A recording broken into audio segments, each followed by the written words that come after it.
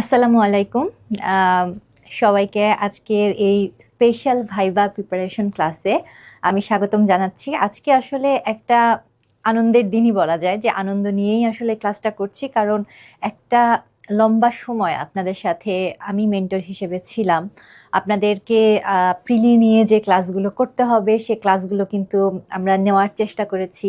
এখান থেকে আপনারা বেশ কিছু সাপোর্ট পেয়েছেন এবং অবশেষে দেখা যাচ্ছে যে আমরা যে জিনিসটার জন্য অপেক্ষা করছিলাম যে আপনারা সবাই পরীক্ষায় উত্তীর্ণ হবেন, আপনারা কিন্তু অবশেষে সেখানে কিন্তু আপনারা উত্তীর্ণ হয়ে গেছেন এবং আপনারা কিন্তু অ্যাকচুয়ালি একটা সত্যিকারের রেজাল্টের সামনে কিন্তু আসলে আপনারা চলে এসেছেন। এর জন্য সবাইকে যারা যারা উত্তীর্ণ হয়েছেন তাদের সবাইকেই আমি প্রথমেই জানাচ্ছি আন্তরিক অভিনন্দন যে আপনারা আসলে অনেক বড় একটা খুব কঠিন একটা জার্নি কিন্তু আপনারা পার করে ফেলেছেন।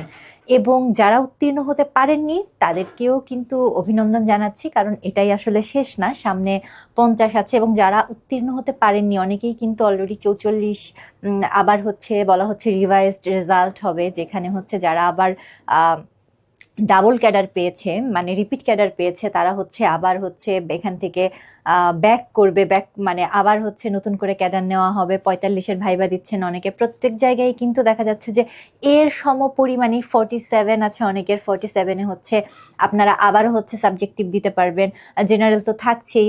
47-এও 30টা আসনই, মানে 49-এ যেখানে 30টা আসন, 47-এও কিন্তু 30টা আসন, 50-এ যে আসন সংখ্যা আরও বাড়তে পারে। এই স্পেশাল বিসিএস এর চেয়েও কিন্তু দেখা যাবে যে 50-এ হয়তো টিচার হিসেবে নিয়োগ আরও বেশি দিচ্ছে। তো এই কারণে থেমে যাওয়ার কিছু নাই, হতাশ হওয়ার কিছু নাই। আপনারা যারা অলরেডি পাশ করেছেন, এটা তো অবশ্যই ভালো যে ডিসেম্বরের মধ্যে আপনাদের অনেকের নিয়োগ হয়ে যাবে। এবং এখানে আরেকটা জিনিস বলার আছে যে আপনারা অনেকেই হয়তো ভাবছেন যে 50 জনকে টিকানো হয়েছে, পদ 30টা বাদ যাবে, প্রায় 20 জন বাদ যাবে। এখান থেকে বাদ যাবার পসিবিলিটিও কিন্তু কিছুটা কম এই জন্য যে আপনাদের এই যে 50 জন টিকেছে, এখান থেকেও কিন্তু কিছু সংখ্যক মানুষ দেখা যাচ্ছে 44-এ কিন্তু আবার রিপিট ক্যাডার যারা তাদেরকে সরিয়ে দিলে 44-এ কিন্তু এই 50 জন থেকে কিছু সংখ্যক দেখা যাচ্ছে 44-এ মাইগ্রেট হয়ে যাবে। তো এখান থেকে দেখা যাবে যে মাইগ্রেট হবার পরে কিন্তু আপনাদের যে প্রকৃত যে দেখা যাবে ভাইভা ক্যান্ডিডেট সেটা কিন্তু অনেক কমে যাচ্ছে। কিন্তু যেটাই হোক, কেউ কেউ হয়তো বাদ যাবে, এই এত বড় একটা জার্নি পার করে, এত বড় একটা যুদ্ধ পার করে কেউ কেউ বাদ যাবে। কিন্তু পরাজয় মানেই কিন্তু আপনার একেবারে রেস থেকে ছিটকে পড়া না। আপনি যেটা করেছেন, আপনারা আসলে একটা অসম্ভবকে টোটালি সম্ভব করে তুলেছেন। এখানে যে 1%-এরও কম যেখানে টিকিয়েছে সেখানে আপনারা আসলে চলে এসেছেন। আপনাদের ক্যাপাবিলিটি নিয়ে কিন্তু কারোর কোনো ধরনের কোনো সন্দেহ নাই। এবং আপনারা যে খুব যোগ্য শিক্ষক হিসেবে আজকে ভাইবা দিতে যাচ্ছেন এটা কিন্তু ভাইবা বোর্ডেরও মাথায় আছে। কারণ পিএসসি জানে তারা কত কম টিকিয়েছে, যারা টিকিয়েছে তারা যোগ্য, তারা বই সম্পর্কে জানে, তারা সম্পূর্ণ ব্যাপারটা নিয়ে কিন্তু তারা ডিটেইলে জানে। যেহেতু তারা ডিটেইলে জানে, সেই কারণে আপনারা যখন এইখানে ভাইবা দিতে যাচ্ছেন আপনাদের কাছ থেকে কিন্তু তাদের এক্সপেকটেশন অনেক হাই থাকবে। আপনাদের কাছে যখন তাদের এক্সপেকটেশন অনেক হাই থাকবে তখন যে জিনিসটা হবে যে আপনাদেরকে অনেক ডিপ থেকে প্রশ্ন করবে। আপনারা সবাই আপনারা কেউ কেউ হয়তো আগে ভাইবা দিয়েছেন, আর কেউ কেউ হয়তো এবার নতুন করে ভাইবা দিতে যাচ্ছেন একদম সম্পূর্ণ। কারোর কারোর হয়তো জীবনের প্রথম ভাইবাই পিএসসির ভাইবা। এটা কিন্তু অনেক একটা অসাধারণ অনুভূতি যে আপনি প্রথম একটা বিসিএস এর ভাইবা দিতে যাচ্ছেন।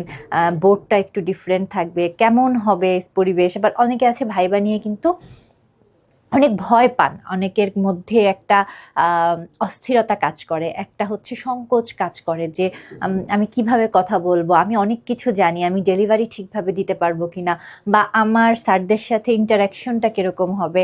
তো এইটা সব কিছু নিয়েই আজকে আসলে ওভারঅল আমি আপনাদের সাথে আলোচনা করব। আমি আপনাদের সাথে বোর্ড নিয়ে আলোচনা করব কিছুটা। আমি শুরুতেই আসলে বোর্ড নিয়ে আলোচনা করি, কারণ বোর্ডটা কিন্তু অনেক বড় একটা ফ্যাক্ট।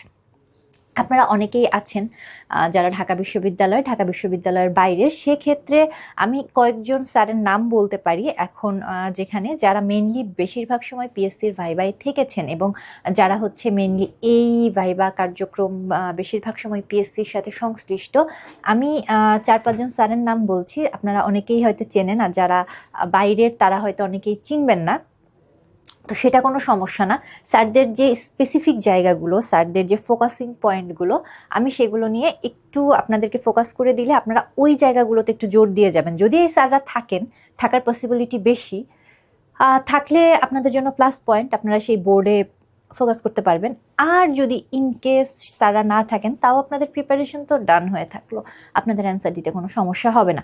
সর্বপ্রথম আমরা জানি যে 2 দিন আপনাদের ভাইবা হবে, 3 তারিখ এবং 4 তারিখ।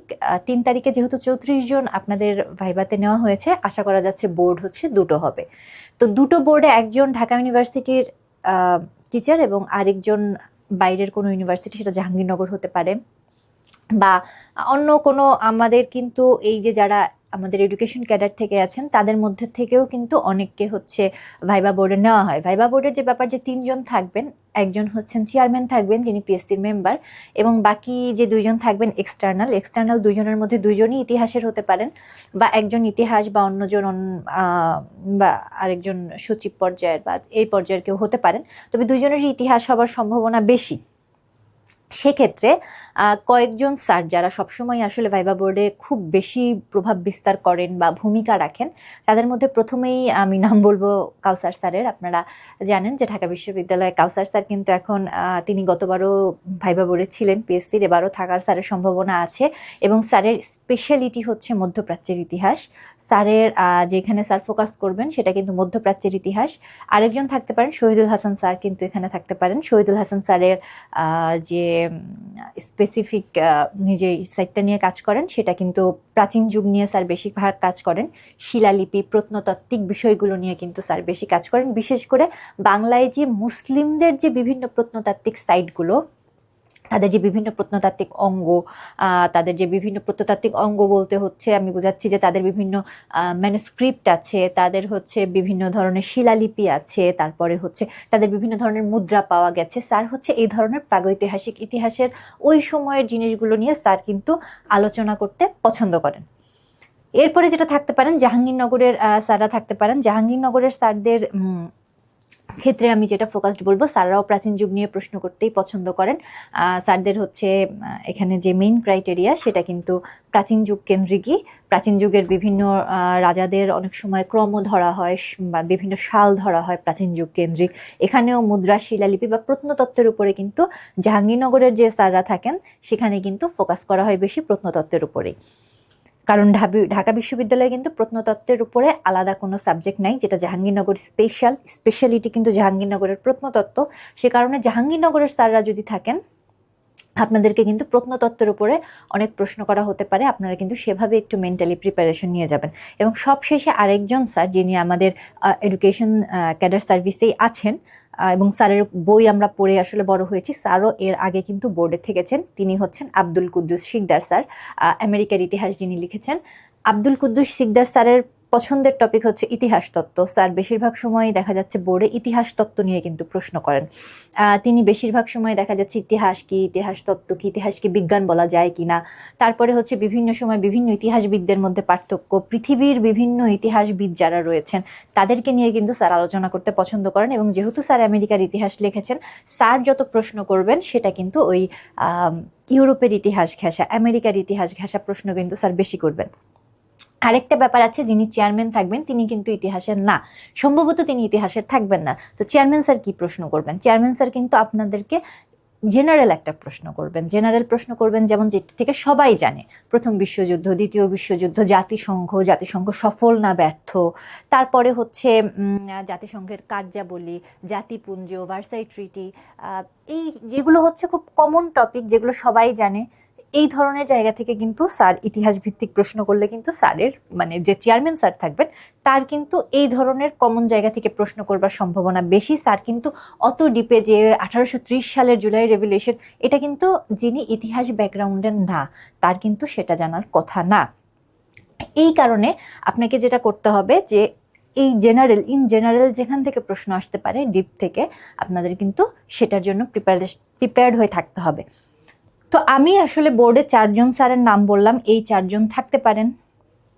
নাও থাকতে পারেন, কিন্তু অভিজ্ঞতার ভিত্তিতে যেটা আসলে বলা যায় যে প্রিভিয়াস টাইমে এই চারজন স্যার বিভিন্ন সময় ভাইবা বোর্ডে স্যাররা হচ্ছে থেকেছেন, বিভিন্ন সময় ভাইবা বোর্ডে হচ্ছে স্যাররা প্রশ্ন করেছেন, স্যাররা সরাসরি ভাইবা নিয়েছেন, এর আগে ইতিহাস বিষয়ের ভাইবা, টেকনিক্যাল ভাইবা কিন্তু স্যাররা নিয়েছেন।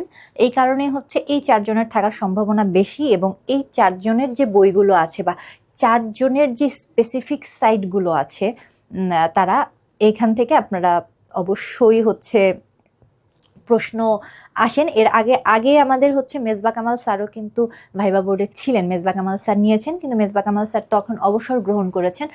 স্যার আসতে পারেন এটা আসলে বলা যায় না। মেজবা কামাল স্যার যদি আসেন তাহলে অবশ্যই রুশ বিপ্লব থেকে প্রশ্ন থাকবে। স্যারের যে মানে স্পেসিফিক সাইড মেজবা কামাল স্যারের, স্যার রুশ বিপ্লব নিয়ে প্রশ্ন করতে পছন্দ করেন। স্যার আমাদেরকে কিন্তু ভার্সিটিতে রুশ বিপ্লব নিয়েও পড়িয়েছেন। আপনারা মেজবা কামাল স্যারকে কেন্দ্রিক প্রিপারেশন চিন্তা করতে গেলে রুশ বিপ্লব নিয়ে পড়ে যাবেন। তারপরে হচ্ছে কিছুটা গবেষণা ভিত্তিক, স্যার যেহেতু আমাদের একটা গবেষণা ভিত্তিক মানে কিভাবে গবেষণা করতে হয় এটা নিয়ে স্যার ক্লাস নিয়েছেন। এবং স্যারের আরেকটা পছন্দের টপিক, আপনারা যারা স্যারের আন্ডারে পড়েছেন জানেন যে আদিবাসী উপজাতি নিয়ে কিন্তু স্যার অনেক গবেষণা করেছেন। তো আপনারা কিন্তু এই আদিবাসী উপজাতি, বাংলাদেশের আদিবাসীদের নিয়ে তাদেরকে নিয়ে, তাদের জীবনযাপন পদ্ধতি নিয়ে এবং পৃথিবীর বিভিন্ন দেশের আদিবাসীদের নিয়ে একটা হালকা নলেজ রাখতে পারেন। যদিও মেজবা কামাল স্যার ছিলেন, তিনি ভাইবা বোর্ডে ছিলেন, আরও আগে ছিলেন তিনি ভাইবা বোর্ডে।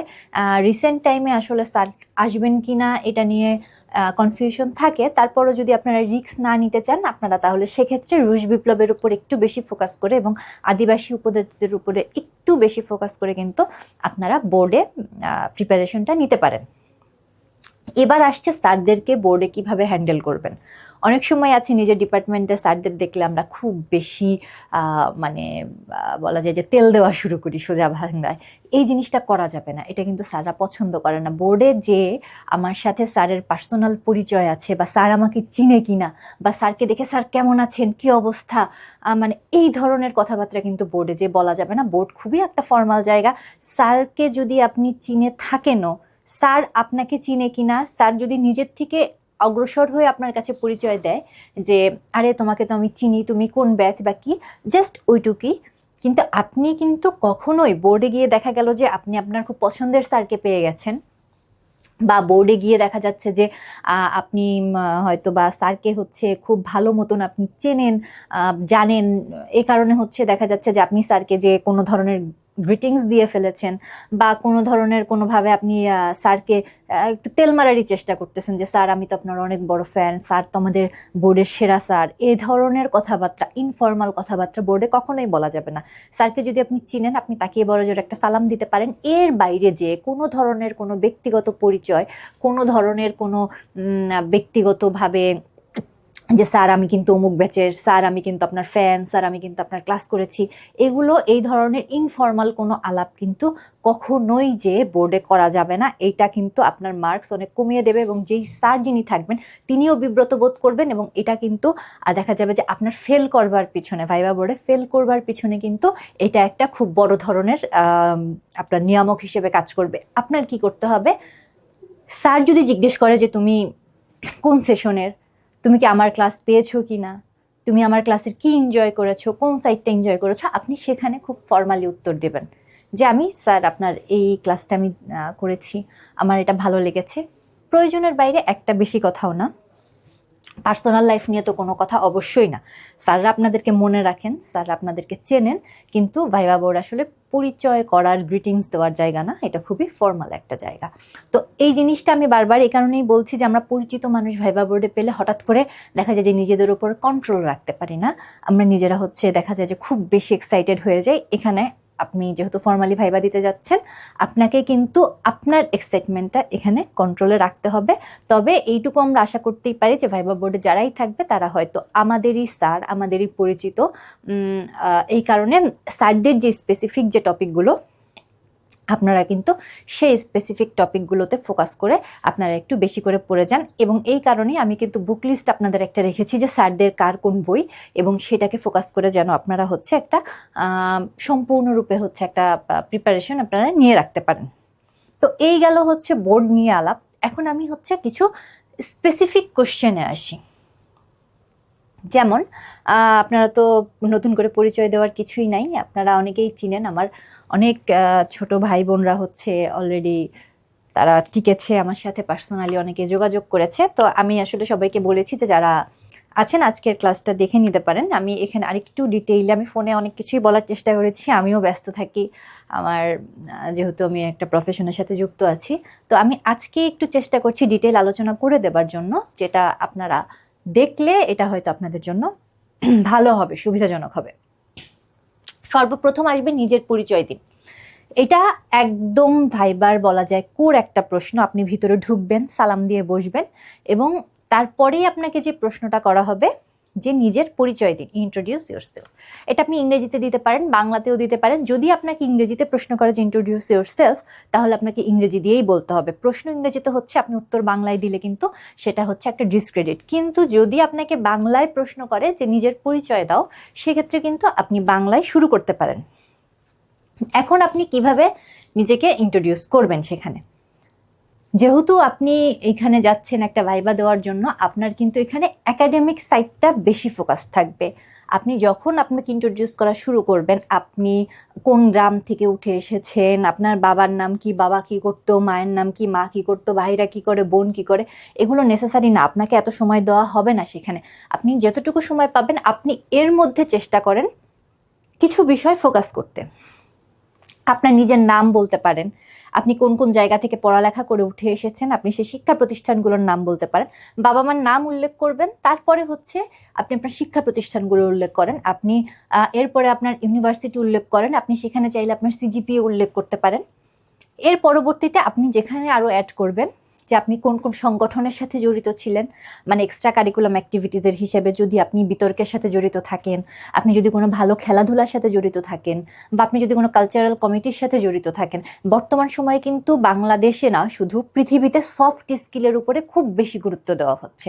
সফট স্কিল জিনিসটা কি? সফট স্কিল জিনিসটা হচ্ছে আপনি পড়াশোনার বাইরে যে আপনি হচ্ছে আপনার আর যেই স্কিলগুলো আপনার মধ্যে আছে, আপনার মধ্যে কেমন হচ্ছে দেখা যাবে যে উদ্ভাবনী ক্ষমতা কেমন, ইনোভেটিভ পাওয়ারগুলো, বা আপনি হচ্ছে আপনার যে আপনি বিভিন্ন সংগঠনের সাথে কালচারালি আপনি কতটা উন্নত, আপনি বিভিন্ন সংগঠনের সাথে কিভাবে যুক্ত ছিলেন, আপনার যদি কোনো প্রকাশনা থেকে থাকে, কখনো যদি পেপারে বা কোথাও যদি কোনো গবেষণা প্রবন্ধ আপনার বের হয়ে থাকে, বা পেপারে কোনো সিম্পল লেখা যদি আপনার বের হয়ে থাকে, আপনি কিন্তু সমস্ত কিছু নিয়ে আপনি হচ্ছে এখানে আলোচনা করতে পারবেন যে আপনি আপনি এভাবে একটা লেখালেখির সাথে জড়িত ছিলেন। এবং এটা কিন্তু আপনার জন্য খুব প্লাস পয়েন্ট হিসেবে আসবে যে আপনি হচ্ছে এইখানে যে এই ধরনের টপিক, এই ধরনের লেখালেখির সাথে আপনি হচ্ছে যে যুক্ত আছেন, এগুলো কিন্তু টিচিং প্রফেশনের সাথে খুবই গ্রহণযোগ্য। এবং এর সাথে সাথে আপনি যদি ডিবেট কমিটিতে জড়িত থাকেন, আপনারা জানেন যে বিভিন্ন কলেজে আপনি যখন কলেজে দায়িত্ব হিসেবে পাবেন, আপনাকে কিন্তু বিভিন্ন কমিটি দেওয়া হবে। ওই সময় আপনি ডিবেট কমিটিতে থাকলে সেটা হচ্ছে আপনার জন্য প্লাস পয়েন্ট হিসেবে আসবে যে আপনি কলেজে ডিবেট কমিটির সাথে জড়িত থাকতে পারেন। আপনি যদি রক্তদান কোনো কমিটির সাথে যুক্ত থাকতেন, বা জীবনে যদি রক্তদান করে থাকেন, আপনি সেটাকেও একটু এখানে ইনক্লুড করে দেবেন যে হ্যাঁ আপনি রক্তদানের সাথে জড়িত। তাহলে কিন্তু বোর্ড বুঝতে পারবে যে একে যদি আমরা টিচার হিসেবে নিয়োগ দিই, তাহলে সে কলেজে ডিবেট কমিটি হোক, স্বেচ্ছায় রক্তদান কমিটি হোক, ইনোভেটিভ আইডিয়াগুলো নিয়ে যে কাজ করতে পারে এই ধরনের কমিটি হোক, বা যে কোনো হচ্ছে প্রোগ্রামে যদি আপনার যদি লিডারশিপ থাকে ভিতরে, আপনি বিভিন্ন কারণে বিভিন্ন জায়গায় লিডারশিপ নিয়ে আপনি কাজ করে থাকেন, তাহলে বুঝতে হবে যে কলেজে সে বিভিন্ন কমিটির ক্ষেত্রে কিন্তু সে লিডারশিপ নিয়ে সে সামনের দিকে যেতে পারবে। আপনি আপনার ক্যারিয়ার ফোকাসড করে আপনি হচ্ছে আপনাকে ইন্ট্রোডিউস করবেন।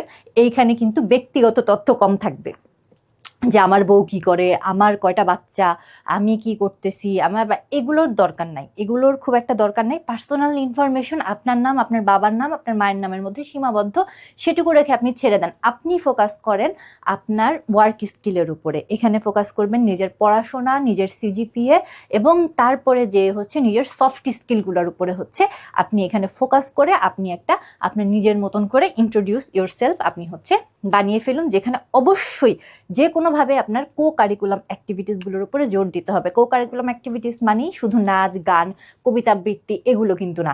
এটা রক্তদান হতে পারে, যেটা বললাম যে সেটা বিতর্ক হতে পারে, আপনি স্পোর্টসে খুব ভালো হতে পারেন, আপনার লিডারশিপ খুব ভালো হতে পারে, আপনার ইনোভেটিভ আইডিয়া খুব ভালো হতে পারে। এগুলোকে ফোকাস করে আপনি কিন্তু আপনার নিজের মতন একটা খুব সুন্দর করে ইংরেজি এবং বাংলা দুটোতেই হচ্ছে আপনি একটা আপনার নিজের পরিচয়, ইন্ট্রোডিউস ইয়োরসেলফ, এটা কিন্তু আপনি রেডি করে রাখবেন।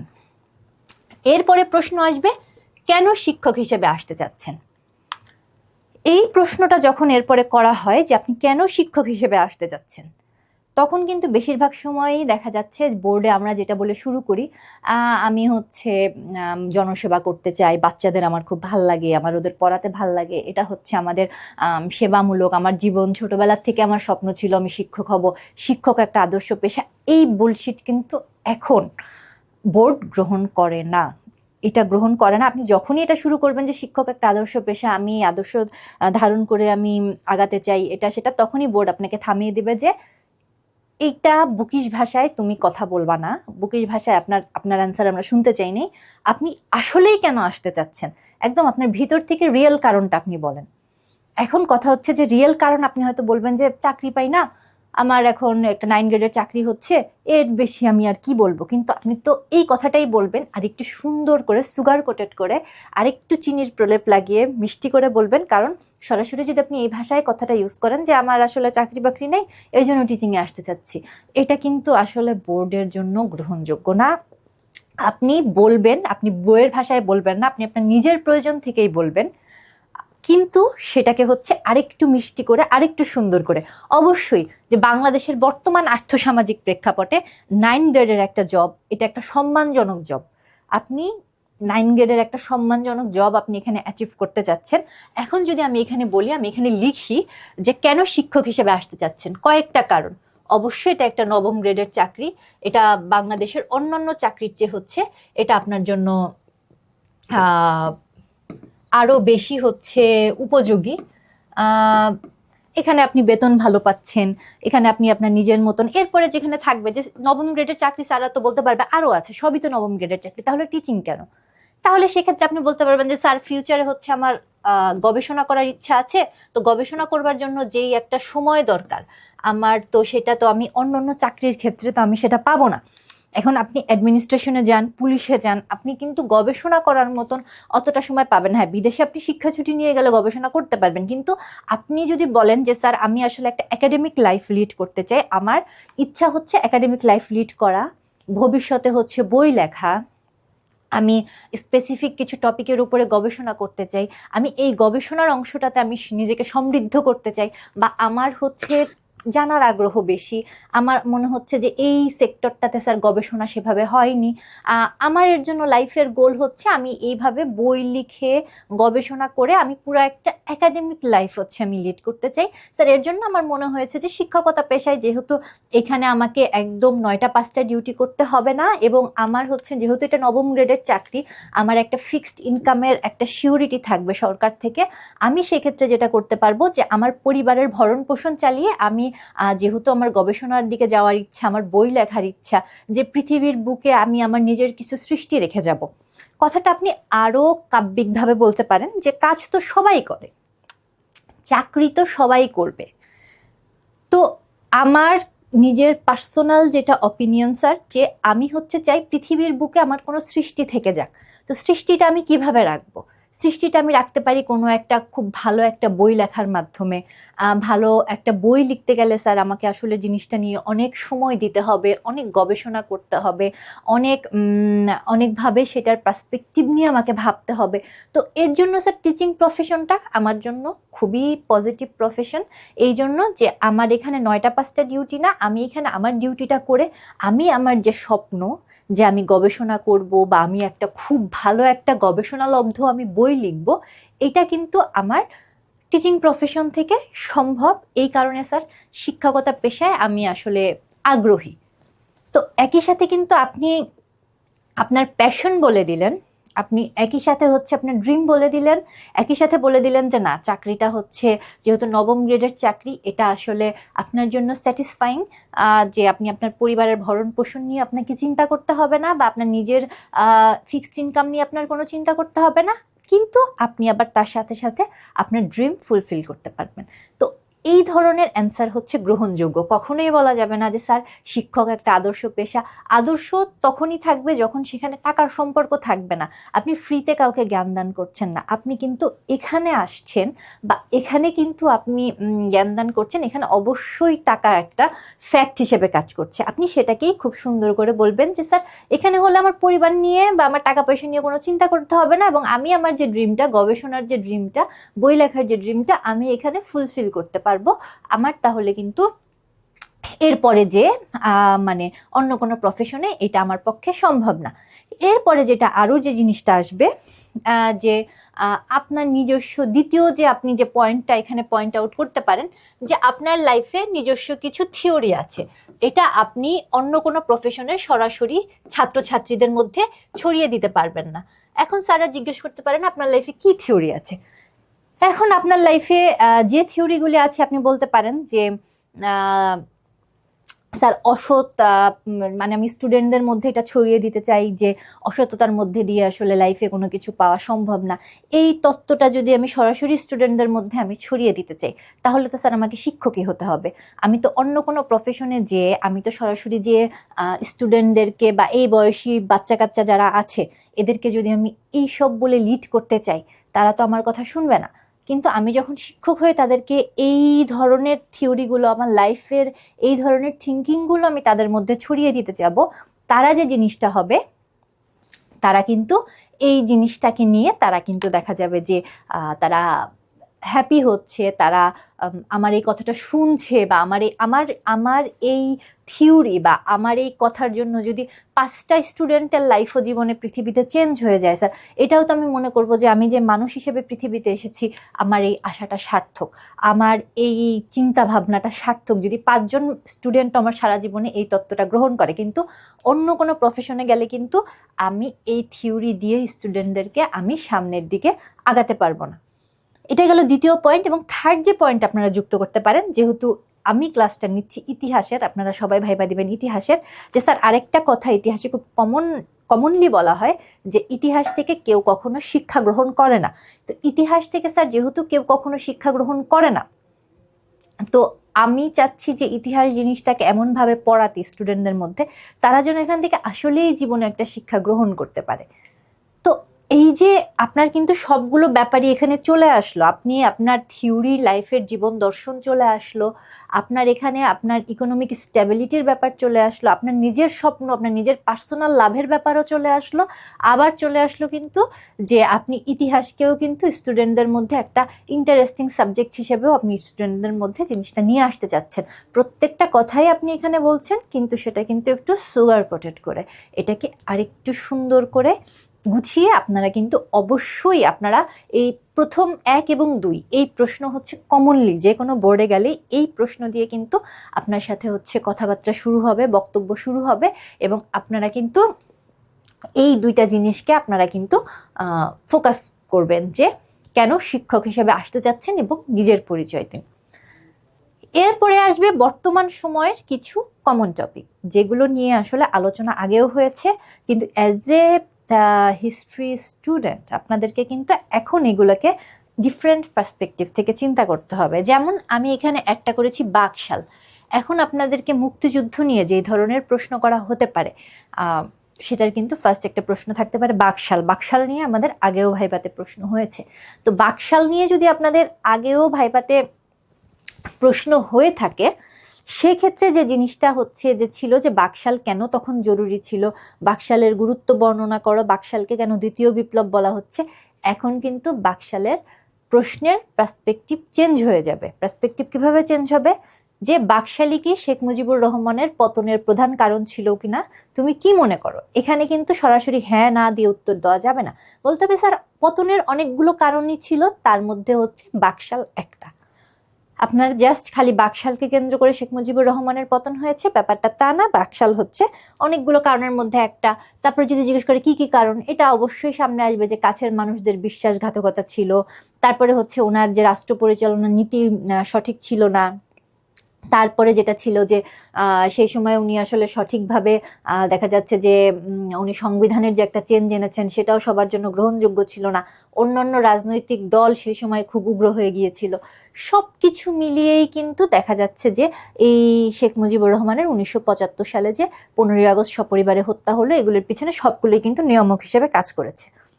বাকশাল থেকে আপনাদের প্রশ্ন থাকা খুব স্বাভাবিক, বাকশাল থেকে আপনাদের প্রশ্ন থাকবে। আমি বাকশাল থেকে এখানে সামান্য কিছু আসলে লিখে দিয়েছি আপনাদেরকে, বোধহয় পিডিএফটা দেওয়া, মানে এটা নিয়ে আসলে তেমন কোনো পিডিএফ নেই, জাস্ট সাজেশন হিসেবে। তবে আমি যে জিনিসটা এখানে করেছি সেটা হচ্ছে যে বাকশাল কয়েকটি কারণে, বাকশাল কি কারণে বাকশাল বিতর্কিত ছিল, আপনাদের এই প্রশ্নটা থাকতে পারে। প্রথম প্রশ্ন থাকতে পারে যেটা বললাম যে শেখ মুজিবুর রহমান পতনের পিছনে বাকশালই কি প্রধান ভূমিকা পালন করেছে কিনা, এটা হচ্ছে একটা প্রশ্ন। সেকেন্ড প্রশ্ন যেটা, যে বাকশাল এত বিতর্কিত কেন, কি কি কারণে হচ্ছে বাকশাল এত বিতর্কিত। প্রথম কথাই হচ্ছে যেটা হচ্ছে একদলীয় শাসন ব্যবস্থা ছিল, এখানে বিরোধিতা করার মতন কোনো দল ছিল না বাকশালে। সেকেন্ডলি ছিল গণমাধ্যম ছিল সম্পূর্ণভাবে রাষ্ট্রের নিয়ন্ত্রণে।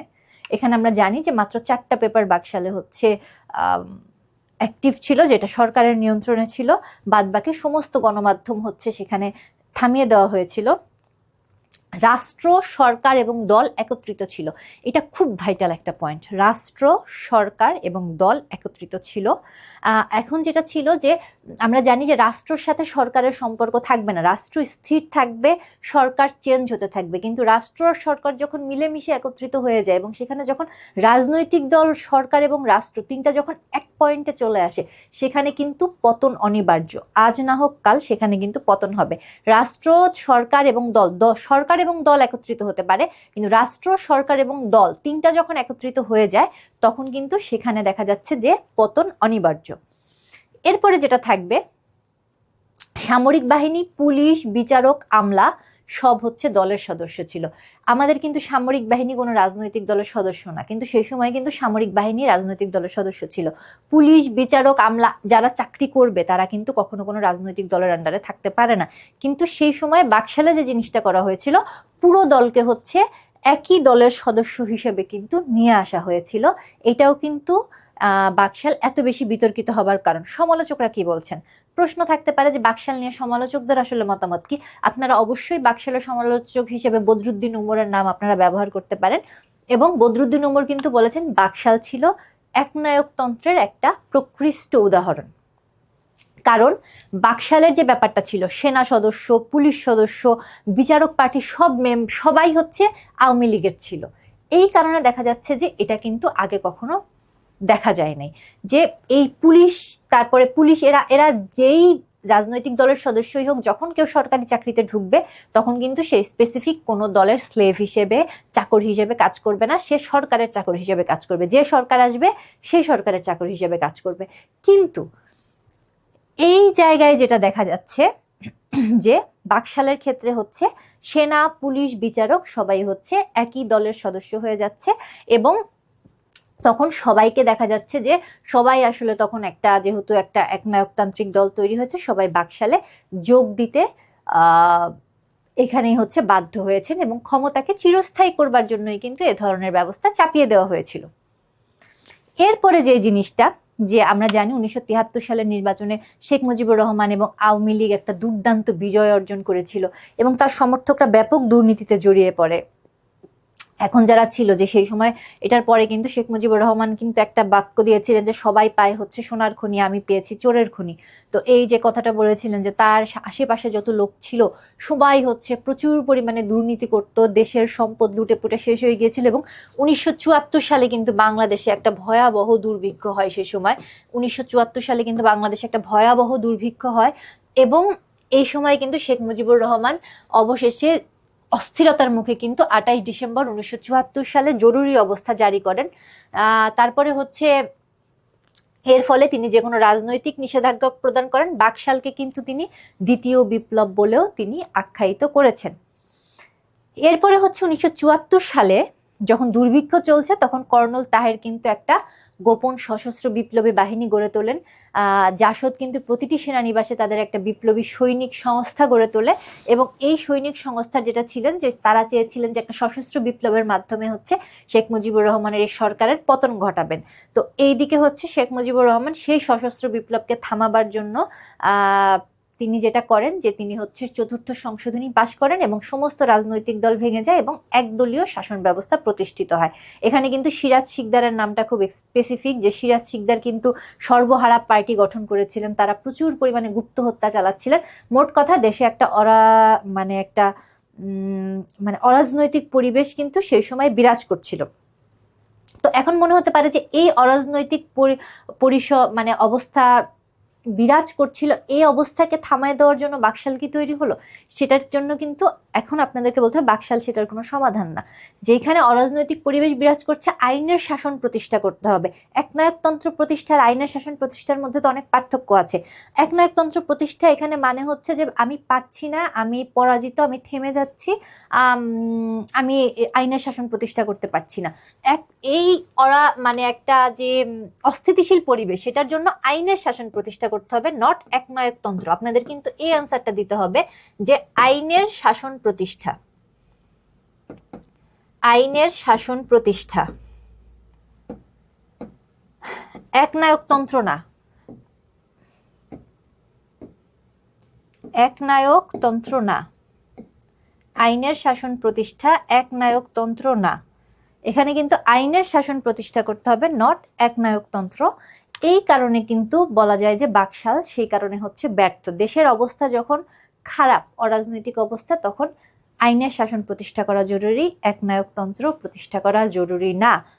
তো এরপরে হচ্ছে প্রশ্ন থাকতে পারে শেখ মুজিবের তৃতীয় মন্ত্রিসভা কোনটা? এটা কিন্তু 25 জানুয়ারি 1975 সালে শেখ মুজিবুর রহমানের তৃতীয় মন্ত্রিসভা গঠিত হয়, যেটা বাকশাল সরকারের মন্ত্রিসভা ছিল, এবং 4টি দৈনিক ছাড়া সকল সংবাদপত্রের ডিক্লারেশন বাতিল করা হয়। 4টা দৈনিক হচ্ছে ইত্তেফাক, বাংলাদেশ টাইমস, দৈনিক বাংলা এবং বাংলাদেশ অবজারভার। এটা কিন্তু প্রশ্ন থাকতে পারে। এরপরের প্রশ্ন থাকবে আপনাদের জুলাই বিপ্লব নিয়ে। জুলাই বিপ্লব নিয়ে নানান ধরনের প্রশ্ন থাকতে পারে, কিন্তু যেহেতু আপনি ইতিহাসের স্টুডেন্ট হিসেবে কিন্তু আপনাদেরকে জুলাই বিপ্লবের ঐতিহাসিক প্রেক্ষাপট এবং বর্তমান অবস্থা নিয়ে চিন্তা করবে, যে বাংলাদেশে কি যুগে যুগে যে ছাত্র বিপ্লবগুলো হয়ে আসছে সেটা কিন্তু ঐতিহাসিক প্রেক্ষাপটের মধ্যে যাবে, যে বাংলাদেশে যুগে যুগে কিন্তু ছাত্র বিপ্লব হয়েছে, বাংলাদেশের ছাত্ররাই কিন্তু বাংলাদেশের রাজনীতি বারবার প্রভাবিত করেছে, বারবার চেঞ্জ করেছে, এবং সেখান থেকে কিন্তু আপনাদেরকে যদি আরো বিপদে ফেলতে চায় প্রশ্ন করতে পারে যে একজন ঐতিহাসিক হিসেবে আপনার কি মনে হয় যে ছাত্র রাজনীতিকে বন্ধ করে দেওয়া উচিত কিনা। আপনাদের কিন্তু এখান থেকে প্রশ্ন থাকতে পারে যে একজন ঐতিহাসিকবিদ হিসেবে ছাত্র রাজনীতি কিন্তু বন্ধ করে দেওয়া উচিত কিনা।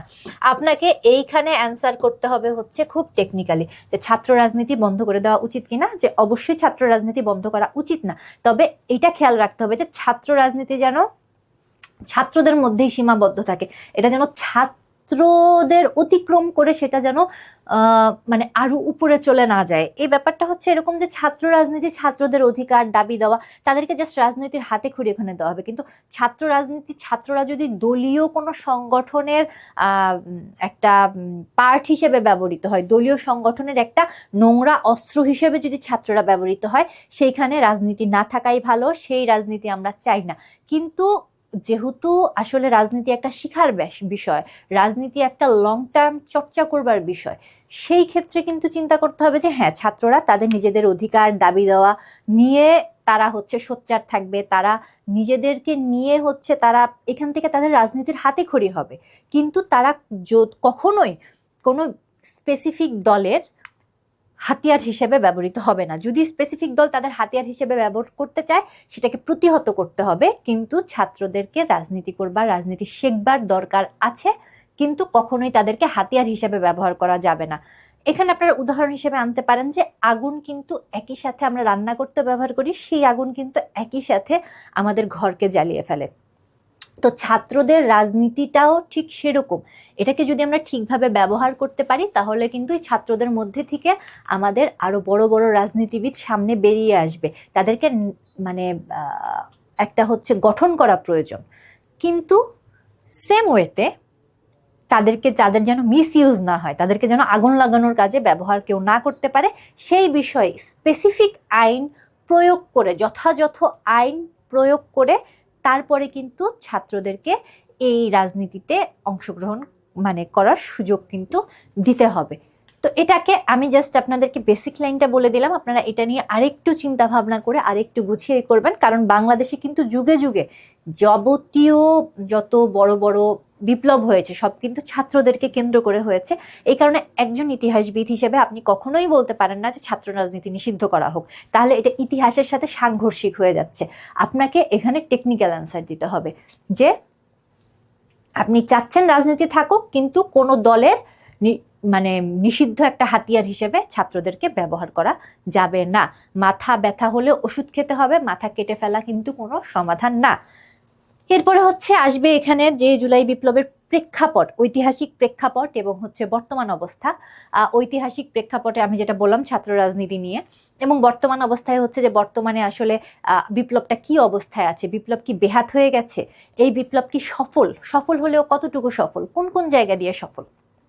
আপনাদের বলতে হবে হ্যাঁ আমরা একটা ফ্যাসিজমের এখানে পতন হয়েছে, এখানে আমরা দেশের যে একটা ছাত্রদের একটা প্রভাব দেখতে পাচ্ছি দেশের বিভিন্ন জায়গায়, এগুলোর দিক থেকে আপনারা বলতে পারেন যে এখানে বিপ্লবটা সফল। যে আমরা কোটা নিয়ে যে দীর্ঘদিনের একটা দাবি ছিল, জনগণের দাবি না মানলে আসলে সেই কোনো গণতান্ত্রিক সরকার টিকে থাকতে পারে না, এই সমস্ত দিক দিয়ে সফল। তবে আরও সফল হতে হবে, যে সংস্কারগুলো নেওয়া হয়েছে সেই সংস্কারগুলো যদি সামনে সফল হয়, যে সংস্কারগুলো জরুরি সেই সংস্কারগুলোর মধ্যে যদি সাফল্য আসে, তাহলে কিন্তু বলা যেতে পারে যে এই বিপ্লব আরো সফল। এখনো কিন্তু আমরা পুরোপুরি সাফল্য পাইনি। এরপর আসবে বিপ্লব এবং গণ অভ্যুত্থানের মধ্যে পার্থক্য। বিপ্লব যে ব্যাপারটা, বিপ্লব একটা দেশের কালচারাল, ইকোনমিক্যাল সব ধরনের দেখা যাচ্ছে যে একটা বড় ধরনের চেঞ্জ আসে বিপ্লবের মধ্যে দিয়ে, কিন্তু একটা বড় ধরনের। আর গণ অভ্যুত্থানে হুট করে দেখা যাচ্ছে যে একটা বড় ধরনের একটা পলিটিক্যাল পার্টিকে নামিয়ে ফেলবার জন্য কিন্তু গণ অভ্যুত্থান হয়। বিপ্লব বড় ধরনের একটা পার্সপেক্টিভ থেকে কিন্তু চেঞ্জ হবে। রুশ বিপ্লব, ফরাসি বিপ্লব পুরো দেশের আমূল চিন্তা ভাবনা চেঞ্জ করে দিয়েছে। রুশ বিপ্লবে কি যেখানে দেখা যাচ্ছিল যে একটা গণতান্ত্রিক সরকার ছিল, প্রথমে রাজতন্ত্র ছিল, তারপরে গণতন্ত্র ছিল, এবং রুশ বিপ্লবে যে ওইটা পুরা সোশ্যালিজম চলে আসলো। কিন্তু গণ অভ্যুত্থানের যে ব্যাপারটা, গণ অভ্যুত্থানে হুট করে যে কোনো একটা স্বৈরাচার সরকার বা ফ্যাসিস্ট সরকার বা যে কোনো একটা বড় ধরনের সরকার পতনের জন্য হুট করে একটা অভ্যুত্থান তৈরি হবে, আবার কিছুদিন পরে সেটা স্তিমিত হয়ে যাবে। এটা কিন্তু আইডিওলজিক্যাল বড় ধরনের চেঞ্জ আনবে না। গণ অভ্যুত্থানের যে সম্পর্কটাই, গণ অভ্যুত্থানের যে উদ্দেশ্যটাই, সেটা একটি স্পেসিফিক উদ্দেশ্য থাকবে, উদ্দেশ্য হাসিল হয়ে যাওয়ার পরে সেটা থেমে যাবে। কিন্তু বিপ্লব বিশাল একটা লাভ দেওয়া, বিশাল একটা চেঞ্জ আনা, যে এই চেঞ্জের ফলে একটা সমস্ত একটা বড় ধরনের সবকিছুর মধ্যে কিন্তু একটা বড় ধরনের চেঞ্জ চলে আসবে। এখন জুলাই বিপ্লব, বিপ্লব না গণ অভ্যুত্থান, প্রশ্ন থাকতেই পারে। জুলাই বিপ্লব প্রথমত গণ অভ্যুত্থান, কারণ গণমানুষ এখানে সবাই একসাথে এই যে এত স্টুডেন্ট মারা হলো, একটা দীর্ঘদিন ধরে যে একটা দেখা যাচ্ছে শোষণ নির্যাতনের একটা ব্যাপার ছিল, এরপরে যে কথাটা থাকবে যে দেখা যাচ্ছে যে বিভিন্ন সময় দুর্নীতি হয়েছে, এগুলোর বিরুদ্ধে দেখা যাচ্ছে সাধারণ মানুষ একত্রিত হয়ে চেয়েছিল যে এই ফ্যাসিস্ট সরকারের একটা পদত্যাগ করানো। তো এই যে ফ্যাসিস্ট সরকারের যে পদত্যাগ করানো, এরপরে কিন্তু যারা জাগ্রত জনতা ছিল তারা কিন্তু যার যার মতন ঘরে চলে আসছে। এখন কথা জুলাই বিপ্লব, জুলাই এই যে গণ অভ্যুত্থানটা হয়েছে, এটাকে বিপ্লব বলা যাবে কখন? বিপ্লব তখন বলা যাবে যখন সংস্কার কমিটি বিভিন্ন ধরনের সংস্কার নিয়েছে, এই সংস্কারগুলো যদি আলোর মুখ দেখে, এই সংস্কারগুলো যদি সামনে একটা প্রকৃত দেশের আর্থসামাজিক অবস্থানে একটা প্রকৃত পরিবর্তন নিয়ে আসতে পারে, তখন কিন্তু এই জুলাই গণ অভ্যুত্থান, জুলাই বিপ্লবের রূপ নেবে। তাহলে এক কথায় প্রশ্নের উত্তরে আমরা কি আসতে পারি যে এইটা জুলাই গণ অভ্যুত্থান ছিল, এবং সেটাকে আসলে বিপ্লবের দিকে আমরা এখনো নেওয়ার চেষ্টা করছি। কিভাবে চেষ্টা করছি? সংস্কার কমিটির মাধ্যমে। বিভিন্ন জায়গায় সংস্কার কমিটি বিভিন্ন সংস্কার তারা নিয়েছে হাতে, সংস্কারের একটা প্রচেষ্টা তারা হাতে নিয়েছে, এবং এই সংস্কারের মাধ্যমে যে জিনিসটা হবে যে তারা কিন্তু দেখা যাবে যে এই সামনের দিকে দেখা যাবে যে এই জুলাইটা কিন্তু আসলে একটা বিপ্লবের রূপ পাচ্ছে। এরপরে যেটা থাকবে মুক্তিযুদ্ধের সাথে সম্পর্ক, এটাও নিয়েও আসলে একটা আলোচনা করা যায় যে জুলাই বিপ্লবের সাথে কিন্তু মুক্তিযুদ্ধের সাথে কিন্তু জুলাই বিপ্লবের একটা সম্পর্ক আছে, যে ওই সময় সাধারণ জনগণ, সাধারণ মানুষ, আপামর মানুষ মুক্তিযুদ্ধে ঝাঁপিয়ে পড়েছিল। তেমনি এই গণ অভ্যুত্থানের সময়ও কিন্তু মানুষজন হচ্ছে দেখা যাচ্ছে যেভাবে সবাই যে অ্যাটেন্ড করছে গণ অভ্যুত্থানের সাথে, গণ অভ্যুত্থান যেটা হচ্ছে 1969-এর গণ অভ্যুত্থানের সাথেও কিন্তু আমরা দেখতে পাচ্ছি যে জুলাই বিপ্লবের একটা সম্পর্ক আছে। গণ অভ্যুত্থানেও ছাত্র জনতা যেভাবে ঝাঁপিয়ে পড়েছিল, গণ অভ্যুত্থানে শহীদ আসাদকে মারার পরে যেমন ছাত্র জনতা আরো বেশি উদ্দীপ্ত হয়ে গিয়েছিল, আমরা কিন্তু এই জুলাই বিপ্লবের সময়ও দেখতে পাচ্ছি হচ্ছে যে ছাত্র জনতা কিন্তু এখানেও হচ্ছে খুব বেশি দেখা যাচ্ছে যে আবু সাইদ হত্যার পরে দেখা যাচ্ছে যে ওখানে ছিল শহীদ আসাদ, আর এখানে হচ্ছে আবু সাইদ হত্যার পরেও কিন্তু দেখা যাচ্ছে যে সাধারণ ছাত্র জনতা কিন্তু সামনের দিকে এগিয়ে আসছে। এরপর আসবে ফ্যাসিজমের ঐতিহাসিক প্রেক্ষাপট। যেহেতু হচ্ছে যে ফ্যাসিজমকে কেন্দ্র করেই আসলে এই গণঅভ্যুত্থান হচ্ছে, তাহলে আপনাদেরকে জানতে হবে যে ফ্যাসিজম যে ইতালিতে মুসোলিনির তার যে ব্যাপার এবং ফ্যাসিজমের সংজ্ঞাগুলো কি কি, যেখানে গণমাধ্যমের স্বাধীনতা থাকে না, বিরোধী দলের অস্তিত্ব থাকে না, বা একনায়কতন্ত্রের যে প্রভাবটা থাকে, এই ব্যাপারগুলো কিন্তু ফ্যাসিজমের যে থিওরিগুলো সেগুলো কিন্তু আপনাদেরকে জানতে হবে। একটা প্রশ্ন খুব বেশি করা হয়েছে বোর্ডে, এই প্রশ্নটা আমি দেখেছি যে 5ই আগস্ট সকাল থেকে রাত পর্যন্ত আপনি কি কি করেছেন। এটা আসলে একটু আরোপিতভাবেও বলতে হবে, একটু গুছিয়ে বলতে হবে যে 5ই আগস্ট সকাল থেকে রাত আপনাকে বলতে হবে আপনি বিজয় মিছিলে কিভাবে অ্যাটেন্ড করেছেন, বা আপনি কিভাবে টেনশনে ছিলেন, বা জুলাই, এখানে আপনাকে আসলে এই প্রশ্নের মাধ্যমে জানতে চাচ্ছে যে জুলাই বিপ্লবে আসলে আপনার অংশগ্রহণ কিভাবে ছিল। তো এটা আপনি আপনার নিজের মতন করে সাজিয়ে কিন্তু আপনি বলে দিতে পারবেন। এরপরে আপনাদের নির্বাচন নিয়ে প্রশ্ন থাকবে। বর্তমান সময়ে সরকার থেকে বলা হয়েছে ফেব্রুয়ারিতে হয়তো নির্বাচন হয়েও যেতে পারে, জাতীয় নির্বাচন হওয়ার সম্ভাবনা আছে। তো সেখান থেকে একটা ঘোষণা দেওয়া হয়েছে যে যারা আগে পূর্ববর্তী সময়ে নির্বাচনে প্রিজাইডিং অফিসার হিসেবে কাজ করেছে তারা এবার প্রিজাইডিং অফিসার হিসেবে কাজ করতে পারবে না। এবার কিন্তু বলা হয়েছে যে তারা কিন্তু প্রিজাইডিং অফিসার হিসেবে কাজ করতে পারবে না। সেক্ষেত্রে আপনাদের হচ্ছে যেটা করণীয়, যে প্রিজাইডিং অফিসার হিসেবে কিন্তু নিয়োগ দেবে হচ্ছে আপনাদেরকে, প্রিজাইডিং অফিসার হিসেবে কিন্তু নিয়োগ দেবে আপনাদেরকে। এই কারণে প্রিজাইডিং অফিসারের যে দায়িত্ব এবং নির্বাচনের যে এবার পিআর পদ্ধতির কথা আসছে এবং নির্বাচন কমিশনের যে সংস্কার নিয়ে যে কথা আসছে, সেগুলো নিয়ে কিন্তু আপনাদেরকে কিছুটা মানে পড়ে যেতে হবে এই ব্যাপারগুলো। এরপরে যেটা সংসদ সংস্কার, এটা নিয়েও আপনাদেরকে পড়তে হবে, যেহেতু আপনারা প্রিজাইডিং অফিসার হিসেবে দায়িত্ব পালন করতে যাচ্ছেন। সংস্কার কমিটি সংসদ সংস্কার নিয়ে কি কি উপদেশ দিয়েছে সেটা আপনাদেরকে পড়তে হবে, উপদেষ্টা মণ্ডলী নিয়ে পড়তে হবে। শিক্ষাক্ষেত্রে কি কি সংস্কার, সরাসরি প্রশ্ন আসতে পারে আপনাদের যে শিক্ষাক্ষেত্রে কি কি সংস্কার হয়েছে বা শিক্ষাক্ষেত্রে কি কি সংস্কার দরকার, এটা নিয়ে কিন্তু আপনাদেরকে একটা ধারণা রাখতে হবে যে শিক্ষাক্ষেত্রে আবার একটা আমরা জানি যে শিক্ষার জন্য আলাদা পিএসসি গঠন করা হচ্ছে। এই পিএসসি গঠনকে আপনি কি পজিটিভভাবে নিচ্ছেন না নেগেটিভভাবে নিচ্ছেন। এরপরে হচ্ছে শিক্ষার জন্য কি আলাদা বেতন কাঠামো দরকার কিনা। এখন এটা নিয়ে আসলে আলোচনা করা যায়, এটা নিয়ে আসলে নানান ধরনের তর্ক বিতর্ক আছে। তবে সেক্ষেত্রে আপনি হচ্ছে এটা নিয়ে যেটা করতে পারেন যে যেহেতু বোর্ডে আপনি চাকরি প্রার্থী, সেহেতু বেশিরভাগ সময় স্যাররা যদি দেখেন যে তারা চাচ্ছেন আলাদাভাবে পিএসসি গঠন বা আলাদাভাবে বেতন কাঠামো দরকার, আপনি এখানে কিন্তু ক্লিয়ারভাবে বলে দিতে পারেন যে হ্যাঁ, আমি শিক্ষার ক্ষেত্রে পিএসসি গঠনকে আপনি খুব একটা পজিটিভভাবে দেখছেন না, কারণ এটা আসলে আপনি যেহেতু একটা ক্যাডার সার্ভিসে আছেন, আপনি ক্যাডার হিসেবে আপনি থাকতে চান। যদি এখানে আলাদা পিএসসি গঠনকে আপনাকে ক্যাডার সার্ভিসের মধ্যে অন্তর্ভুক্ত রাখে তাহলে আপনার কোনো সমস্যা নেই, কিন্তু আপনি কখনোই ক্যাডার অফিসার থেকে, মানে যেহেতু আপনি ক্যাডার অফিসার হিসেবে ঢুকছেন, আপনি সেই পরিচয় আপনি বহন করতে চান। আলাদা বেতন কাঠামো অবশ্যই দরকার, কারণ আসলে শিক্ষা জাতির মেরুদণ্ড। এখানে শিক্ষকদেরকে পর্যাপ্ত পরিমাণে বেতন না দিয়ে বা শিক্ষকদেরকে আসলে পর্যাপ্ত পরিমাণে তাদেরকে ন্যারিশ না করে রাষ্ট্রের আসলে মেরুদণ্ড শক্ত হবে না। কারণ যখন একজন শিক্ষকের মাথায় প্রেশার থাকবে যে সে কি পরিমাণে হচ্ছে ইনকাম করতে পারছে, বা হচ্ছে কি পরিমাণে দেখা যাচ্ছে যে মানে তার পিছনে যে সে যথেষ্ট পরিমাণে ইনকাম করতে পারছে না বা অন্যদের থেকে পিছিয়ে আছে, মাথায় ইনকামের চিন্তা আছে, সেক্ষেত্রে কিন্তু সে সঠিকভাবে দেখা যাচ্ছে বাচ্চাদেরকে তাদেরকে যথেষ্টভাবে মানে তাদেরকে ঠিকভাবে জ্ঞান দান করতে পারছে না। এর জন্য শিক্ষকের মাথার উপরে ওই প্রেশার বাদ দিয়ে দিতে হবে, ইনকামের প্রেশার। তাদের জন্য আলাদা বেতন কাঠামো যদি গঠন করা হয় তাহলে তারা নিশ্চিন্তে গবেষণা করতে পারবে, নিশ্চিন্তে বই লিখতে পারবে এবং নিশ্চিন্তে কিন্তু এই বাচ্চাদেরকে দেখা যাবে যে তারা হচ্ছে আরো ভালোভাবে যুগোপযোগীভাবে তারা কিন্তু পাঠদান করতে পারছে। শিক্ষাক্ষেত্রে কি কি সমস্যা আছে এবং তার সমাধানগুলো। অনেক ধরনের সমস্যা আছে, আপনি দিবেন যে সরকারি কলেজগুলোতে, গ্রামের কলেজগুলোতে স্টুডেন্টরা আসে না, তারপরে হচ্ছে সেখানে হচ্ছে অবকাঠামোগত অত ভালো উন্নয়ন নাই, কোনো কোনো ক্ষেত্রে যাতায়াত ব্যবস্থা খুব খারাপ, বা দেখা যাচ্ছে যে স্টুডেন্ট যে ভর্তি করা হচ্ছে তাদেরকে যেভাবে আসলে পাঠদান করা দরকার, স্মার্টলি এখন বর্তমানে সময়ে তাদেরকে পাঠদান করা দরকার, এগুলো পারা যাচ্ছে না। তারপরে হচ্ছে বিভিন্ন ক্ষেত্রে বদলির সমস্যা আছে, শিক্ষকরা দেখা যাচ্ছে যে খুব বেশি কনসেন্ট্রেশন দিতে পারছে না। এই সমস্ত বেসিক সমস্যাগুলো কিন্তু আপনাদেরকে এখানে সমাধান করতে হবে।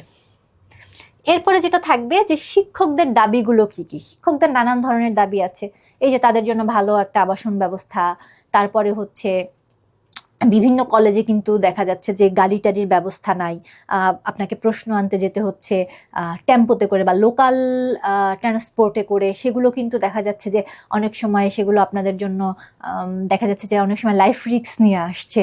যাতায়াত ব্যবস্থা ভালো না বললাম যেটা, যে তারপরে হচ্ছে যে শিক্ষকদের বেতন কাঠামো যেটা, সেটা খুব একটা ভালো না, যে প্রাইমারি শিক্ষকরা অনেক দিন ধরেই আন্দোলন করছে। তো এই যে বিভিন্ন শিক্ষকদের মধ্যে আপনারা এগুলো পেপারেও পেয়ে যাবেন যে বিভিন্ন তাদের দাবিগুলো কি কি, দাবির মধ্যে যৌক্তিক কোনগুলো, যৌক্তিক অযৌক্তিক কোনগুলো, এগুলো কিন্তু আপনাদেরকে বেসিক প্রশ্ন হিসেবে কিন্তু আপনাদের বোর্ডে থাকবে। এরপরে যেটা আমি শুরুতেই বলছিলাম প্রাচীন যুগ নিয়ে, যেখানে হচ্ছে স্যাররা প্রশ্ন করেন, সেটা হচ্ছে শিলালিপি, ইতিহাসের উৎস, বিভিন্ন বংশের ক্রমগুলো, যেমন পাল বংশের বলবে যে পাল বংশের এই কোন রাজার পরে কোন রাজা এসেছেন সেগুলো বর্ণনা করো, সেন বংশে কোন রাজার পর কোন রাজা এসেছেন সেগুলো বর্ণনা করতে বলবে। এরপরে হচ্ছে থাকবে বাংলাদেশের বিভিন্ন প্রত্নতাত্ত্বিক সাইটগুলো, ওয়ারী বটেশ্বর নিয়ে প্রশ্ন থাকবে যে সেখানে কি কি পাওয়া গেছে, মহাস্থানগণ নিয়ে, তারপর হচ্ছে নওগাঁয় যে পাহাড়পুর বৌদ্ধ বিহার নিয়ে, এই ধরনের প্রত্নতাত্ত্বিক সাইটগুলোতে কোন কোন যুগের লিপি পাওয়া গেছে, কি কি পাওয়া গেছে, সাইটগুলো কোথায় অবস্থিত, কে তৈরি করেছে, এগুলো সম্পর্কে কিন্তু আপনাদের ডিটেল জানতে হবে। এরপরে যেটা থাকবে উপমহাদেশে মুসলিমদের আগমন, মুঘল আমল, আকবর, শাহজাহান, আওরঙ্গজেব, শেরশাহ, এগুলো নিয়ে আপনাদেরকে কম্পোডিয়াম দেওয়া হয়েছে। সেখান থেকে আপনারা যদি আরো কোনো বই দেখতে চান সেখান থেকে, এখান থেকে খুব কমনলি প্রশ্ন থাকবে। বাংলার স্পেসিফিকভাবে ঢাকার ইতিহাসটা খুব গুরুত্ব দিয়ে আপনাদেরকে পড়তে হবে, ঢাকার ইতিহাস। এরপরে থাকবে বাংলাদেশের সুলতানি আমল, বাংলাদেশের নবাবী আমল, এই দুইটা জিনিস নিয়েও আপনাদেরকে মোটামুটি অত ডিপে না গেলেও সুলতানি আমলের যে ধারাবাহিকভাবে যে ক্রমগুলা, কোন সুলতানের পরে কোন সুলতান আসছেন, নবাবী আমলের কোন নবাবের পরে কোন নবাব আসছেন, এটা নিয়ে কিন্তু আপনাদেরকে পড়তে হবে। ইংরেজদের বিভিন্ন সংস্কার নিয়ে ভাই প্রশ্ন করে। সত্য বিলোপ নীতি বলতে কি বুঝো, অধীনতামূলক মিত্রতা নীতি বলতে কি বুঝো, কে এই নীতি দিয়েছিল, কেন দিয়েছিল, নীতিগুলোর কি ক্ষতিকর ছিল না উপকারী ছিল, কি মনে হয়, মানে এই ধরনের কিন্তু আপনাদেরকে ডিটেল নিয়ে প্রশ্ন করতে পারে যে মানে কেন এই নীতিগুলো দেওয়া হয়েছে, নীতিগুলো কি আমাদের জন্য উপকারী ছিল নাকি অপকারী ছিল, তারপরে হচ্ছে এই নীতির ফলে কি কি পরবর্তীতে ফলাফলগুলো কি ছিল, এইগুলো থেকে কিন্তু প্রশ্ন থাকতে পারে। আমি এখানে উদাহরণ হিসেবে কিছু দিয়ে দিয়েছি, আপনারা বই থেকে আরও দেখে নিতে পারেন যে আরও কি কি নীতি আছে। সত্য বিলোপ নীতি, অধীনতামূলক মিত্রতা নীতি, ল্যাবস ডক্ট্রিন, সান্ধ্য আইন, চিরস্থায়ী বন্দোবস্ত, 5 সালা 10 সালা আইন ইত্যাদি, আর বিভিন্ন নাম করা গভর্নর, লর্ড কার্জন, তারপরে হচ্ছে তারপরে মানে আরো যারা আছে, লর্ড লিটন, লর্ড রিপন, এদের সম্পর্কে কিন্তু আপনারা বিভিন্ন সময় যারা লর্ড ডালহৌসি, এরা যে যে সংস্কারগুলো নিয়েছে, এদের যে স্পেসিফিক ব্যাপারগুলো, এগুলো নিয়ে কিন্তু আপনারা আপনাদেরকে যে পিডিএফ দেওয়া হয়েছে বা বই দেওয়া হয়েছে সেখান থেকে আপনারা পড়ে যেতে পারেন। দ্বিজাতি তত্ত্ব নিয়ে প্রচুর প্রশ্ন আসছে, 47-এ এসেছে, 49-এ এসেছে। দ্বিজাতি তত্ত্ব নিয়ে ভাইবাতেও প্রশ্ন করা অসম্ভব কিছু না। দ্বিজাতি তত্ত্বের উপরে একটি স্পেসিফিক ভাবে আপনারা হচ্ছে পড়ে যাবেন। লাহোর, এগুলোর এর মধ্যে থেকে লাহোর প্রস্তাব, ভাষা আন্দোলন, যুক্ত ফ্রন্ট, শিক্ষা আন্দোলন, আতাউর রহমান মন্ত্রিসভা, 69-এর গণ অভ্যুত্থান, আগরতলা ষড়যন্ত্র মামলা, 70-এর নির্বাচন, 74-এর দুর্ভিক্ষ। বিশেষ করে আপনারা এখানে খুব বেশি জোর দিতে হবে যেটা 1971 থেকে 75-এ শেখ মুজিবুর রহমানের যে শাসন আমল, সেই শাসন আমলের উপরে বেশি জোর দিতে হবে, যেটা বলছিলাম বাকশাল। 12-তে পড়তে হবে ইউরোপের ইতিহাস, আপনাদের ইউরোপের ইতিহাস সবই পড়তে হবে, ইউরোপের ইতিহাস কোনো জায়গায় বাদ দেওয়া যাবে না। তবে যেইখানে সবচেয়ে বেশি গুরুত্ব দিতে হবে সেটা হচ্ছে বিশ্বযুদ্ধগুলো এবং হচ্ছে জাতিসংঘ, এই দুই জায়গায় হচ্ছে বেশি গুরুত্ব দিতে হবে। কারণ ওখান থেকে স্যাররা প্রশ্ন করতে পারেন। মধ্যপ্রাচ্যের ইতিহাস এটা একটু স্পেশাল টিপস, কারণ আমাদের একজন স্যার যিনি বোর্ডে থাকতে পারেন উনি মধ্যপ্রাচ্যের ইতিহাস নিয়ে বই লিখেছেন। এই কারণে হচ্ছে আপনাদেরকে মধ্যপ্রাচ্যের ইতিহাসটা, স্যারের বইটা স্পেসিফিকভাবে, স্যারের বইটা একদম মধ্যপ্রাচ্যের ইতিহাসটা কিন্তু আপনাদেরকে টু দ্য পয়েন্টে পড়ে যেতে হবে। ইতিহাস তত্ত্ব, আমাদের আরেকজন সম্মানিত বোর্ড মেম্বার আছেন যিনি ইতিহাস তত্ত্ব থেকে প্রশ্ন করতে পছন্দ করেন। এর জন্য আপনারা ইতিহাস তত্ত্বটা ভালো করে পড়ে যাবেন। প্রখ্যাত কিছু ইতিহাসবিদদের নাম এবং তাদের কাজ নিয়ে পড়ে যাবেন। আমি 4 জনের নাম অ্যাড করেছি, আপনারা চাইলে আপনাদের পছন্দ মতন আরও আপনারা সার্চ করে অ্যাড করতে পারেন, যে রমেশচন্দ্র মজুমদার, সিরাজুল ইসলাম চৌধুরী, ডক্টর আব্দুল মুমিন চৌধুরী এবং সৈয়দ আনোয়ারুল হক। এদের যে বইগুলো আছে, এদের যে কাজগুলো আছে, আপনারা কিন্তু ইন ডিটেইলে এই জিনিসটা হচ্ছে আপনারা একটু পড়তে পারেন। এখান থেকে আপনাদের প্রশ্ন থাকবে যে প্রখ্যাত কিছু ইতিহাসবিদের নাম বলো, তাদের বইয়ের নাম বলো, কোনো বই কি তুমি পড়েছো কিনা। তো বইগুলো সম্পর্কে আইডিয়া থাকলে যে হ্যাঁ স্যার ওই বইটা পড়েছি, এই বইয়ে এগুলোগুলো আছে। আপনি যেই প্রতিষ্ঠানেই থাকেন কিনা সেখানে বিখ্যাত ইতিহাস শিক্ষক কারা কারা আছেন, কেন তারা বিখ্যাত, তাদের নাম রাখতে পারেন। ইতিহাস বিভাগের শহীদ বুদ্ধিজীবী কারা, শহীদ মুক্তিযোদ্ধা কারা, কিছু আছে নাম করা ইতিহাস ব্যক্তিত্ব আছে যারা হচ্ছে খুব নাম করে ফেলেছেন ইতিহাসে না অন্য কিছু, যেমন শহীদ আসাদ 1970-এর গণ অভ্যুত্থানে, ডক্টর আকবর আলী খান আছেন, ওনার বেশ কিছু বিখ্যাত বই আছে, সেগুলো পড়তে হবে। এবং সবশেষে হচ্ছে তারেক মাসুদ, যিনি হচ্ছেন সিনেমা বানিয়েছেন, মারা গেছেন। বিখ্যাত কিছু ইতিহাস বইয়ের নাম পড়তে হবে, সেটা দেশি এবং বিদেশি উভয় লেখকদের বিখ্যাত কিছু বইয়ের নাম পড়তে হবে, যেমন নিহাররঞ্জন রায়ের বাঙালির ইতিহাস, এইচ কারের কিছু বই আছে, আর রমেশচন্দ্র মজুমদারের বই আছে। এই বইগুলো কিছু বিখ্যাত ইতিহাসের বইয়ের নাম কিন্তু আপনাদের মুখস্থ করে যেতে হবে। এবং বুক লিস্ট হিসেবে আপনাদের যেটা রাখতে হবে, অবশ্যই ইতিহাস তত্ত্ব শুরু করবেন দেলোয়ার হোসেন স্যারের বইটার সম্বন্ধে ভিতরে না পড়লেও আপনারা মোটামুটি একটা চেক দিয়ে রাখবেন। এরপরে মধ্যপ্রাচ্যের ইতিহাস কাউসার স্যারের বই, এটা অবশ্যই পাতা উল্টে তো একবার দেখা তো অবশ্যই জরুরি। স্বাধীন বাংলাদেশের অভ্যুদয়ের ইতিহাস দেলোয়ার হোসেন স্যারের, মানুষের ইতিহাস নুরুন নাহার বেগমের, বাঙালির ইতিহাস ডক্টর নিহাররঞ্জন রায়, প্লাস হচ্ছে 4 ডক্টরস, এটা প্রাচীন যুগের জন্য হচ্ছে আপনারা পড়বেন।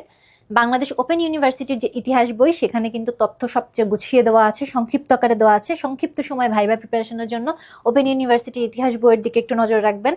আর যে সমস্ত জিনিস জানতে চান উইকিপিডিয়া, বাংলাপিডিয়া থেকে দেখবেন। এবং আমেরিকার ইতিহাস হচ্ছে আব্দুল কুদ্দুস সিকদার স্যারের বই। স্যার অনেক সময় বোর্ড মেম্বার হিসেবে থাকেন, তো স্বাভাবিকভাবে স্যারের বই থেকে রেফারেন্স দিলে কিন্তু স্যার বেশ খুশি হবেন। এবং স্যার কিন্তু আমেরিকা থেকে প্রশ্ন করতে পারেন আপনাদের সিলেবাসে না থাকার পরেও। এই কারণে হচ্ছে আপনারা আমেরিকার ইতিহাস আব্দুল কুদ্দুস সিকদার স্যারের বই থেকে কিন্তু আপনারা কিছুটা দেখে রাখবেন। তো এই ছিল হচ্ছে আপনাদের আজকের মোটামুটি বলা যায় যে ভাইবা নিয়ে টিপস। এরপরে যদি আপনাদের কোনো কিছু তথ্য জানার থাকে বা আপনারা যদি এটা নিয়ে আরও ইন ডিটেইলে আপনারা জানতে চান, আপনারা এখানে জানাবেন। আমি যেটুকু জানার বা যেটুকু পসিবল আমি আপনাদেরকে বলে দেব। আর অনেকেই আমার সাথে পার্সোনালি কানেক্টেড আছেন ফেসবুকে, তো তারাও যদি কোনো ধরনের কোনো প্রশ্ন থাকে আমাকে সরাসরি করতে পারেন। আমি যেটুকু সম্ভব হয় আপনাদেরকে হেল্প করার চেষ্টা করব। তো আজকে আপনাদের এইটুকুই ছিল। আপনাদের ভাইবা ভালো হোক, আপনাদের ভাইবা সুন্দর হোক, আপনাদের সবার জন্য শুভকামনা থাকলো। এবং আপনারা জেনারেল পার্টের যে অংশটুকু আছে, মানে আপনাদের বিভিন্ন সময় ভাইবার যে ম্যানার্সগুলো, তারপরে হচ্ছে ড্রেস আপগুলো, এটা নিয়ে জেনারেলের আপনাদের একটা আলাদা ক্লাস হবে। আপনারা সেখান থেকে আপনারা জেনে নিতে পারবেন, সমস্যা হবে না। তবে আমি খুব ইনফর্মালি একটু বলে দিই যে মেয়েরা অবশ্যই খুব লাইট কালারের শাড়ি চয়েস করবেন, সেটা জামদানি হোক, মণিপুরি হোক, যেই কালারই হোক। চুল কখনো খোলা রাখবেন না, এই চুল সবসময় ভাইবা বোর্ডে বেঁধে যাওয়ার চেষ্টা করবেন, আঁচল ছেড়ে রাখবেন না। এবং ছেলেদের ক্ষেত্রে হচ্ছে ফর্মাল যেটাই পরবেন, চেক প্যান্ট হচ্ছে অ্যাভয়েড করবেন। অনেকেই ফর্মাল চেক প্যান্ট পরে যান, এই চেক প্যান্ট আসলে ভাইবা বোর্ডে গ্রহণযোগ্য না। সবাই এক কালারের শার্ট এবং প্যান্ট পরার চেষ্টা করবেন, একটু গাঢ় কালারের, এবং চেক প্যান্ট যে কোনোভাবেই হচ্ছে অ্যাভয়েড করবেন। দাড়ি রাখলেও সমস্যা নেই, তবে সেটা সুন্দরভাবে ছেটে রাখবেন। আর এইটাই তো, আই কন্ট্যাক্ট ঠিক রাখবেন, স্যারদের সাথে আই কন্ট্যাক্ট ঠিক রেখে কথা বলবেন এবং ভদ্রভাবে মার্জিতভাবে কথা বলবেন। এবং ইতিহাসের যে কোনো বিষয়ে যদি কোনো কনফিউশন তৈরি হয়, কোনো অবস্থাতেই স্যারদের সাথে তর্কেও জড়াবেন না। এটাই হচ্ছে আপনাদের মেইন ফোকাস পয়েন্ট ছিল। যে কোনো বিষয়ে কিন্তু একটা জিনিস আছে যে আপনি হয়তো স্যারদের ইতিহাস ভালো জানেন বা ইতিহাস সম্পর্কে আপনাদের দক্ষতা অনেক বেশি, কিন্তু যদি এমন হয় যে কোনো বিষয় নিয়ে স্যারদের সাথে কনফ্লিক্ট দেখা দিচ্ছে, বা আপনি একটা জিনিস শিওর হয়ে বলেছেন কিন্তু কোনো স্যার বলেছেন যে না এটা তো এরকম না, স্যারদের সাথে কোনো অবস্থাতেই তর্কে জড়াবেন না। ওখানে স্যাররা যেটা বলে সেটা আপনারা মেনে নেবেন এবং বলবেন যে স্যার আমি দুঃখিত, আমি হচ্ছে আমি ব্যাপারটা জেনে নিব, আমার ব্যাপারটা ঠিক এভাবে জানা নাই স্যার, আমি বাইরে যেয়ে বা আমি পরবর্তীতে স্যার ব্যাপারটা জেনে নিব। অনেক কিছুই আছে মিলবে না, সেটা নিয়ে কোনো তর্কে না যেয়ে আপনি বলবেন যে স্যার আমার জানায় ভুল থাকতে পারে, আমি দুঃখিত, আমি পরে স্যার এটা জেনে নিব, ধন্যবাদ স্যার, এভাবে বলে আপনারা টপিক শেষ করে দেবেন। তো এটুকুই ছিল আসলে আপনাদের ভাইবা নিয়ে টিপস। যদি আপনাদের আরও কিছু পরবর্তীতে জানতে হয় এখানে জিজ্ঞেস করবেন, আমি উত্তর দিয়ে দেওয়ার চেষ্টা করব। তো আজকে এই পর্যন্তই থাকলো ক্লাস, ধন্যবাদ।